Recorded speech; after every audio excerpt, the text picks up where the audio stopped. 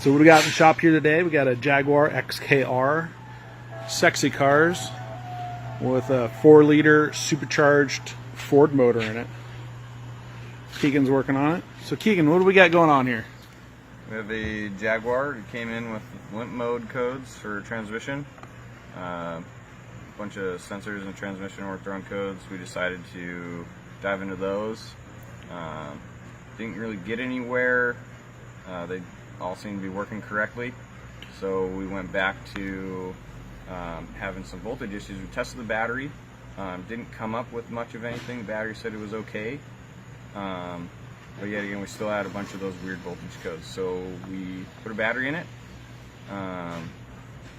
Started it up. Started good. Still had some weird codes. Cleared them up. It started to run good. We saw some parasitic draw though in the battery when it was just sitting, right? Next day we come back and the battery's almost dead. So intermittent issue with the battery all of a sudden died. Yeah. Okay. So we delved into a draw and found that the micro switch in the door handle had gone bad and had been causing the car to stay awake, and it wouldn't lock. So let's kind of clarify that. So newer vehicles, the modules will stay awake instead of shutting down. It's kind of like your computer at home. It doesn't want to just shut down. It'll actually keep the computer awake, so it can monitor things. So as soon as you're turning the key, it's not having to boot up. Well, with the door lock switch not working, it thought the door was open the whole time, and so it kept everything awake.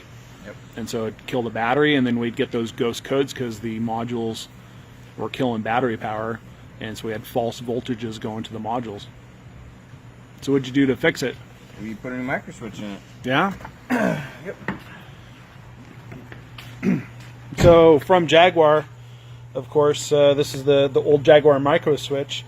You can actually buy these at one time. This is a 2001 vehicle, but Jaguars are pretty difficult to work on and source parts for.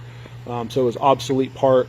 The next best option was buy a whole door lock assembly for a lot of money. So what we did actually was we got the numbers off this little micro switch here, and we sourced another micro switch very similar to it. So it's going to be this one, and we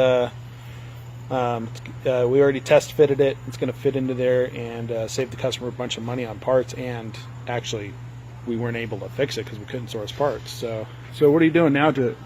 We're checking codes again after test driving it, and about ready to give it back to the customer. Awesome. So give it the golden seal approval. All right.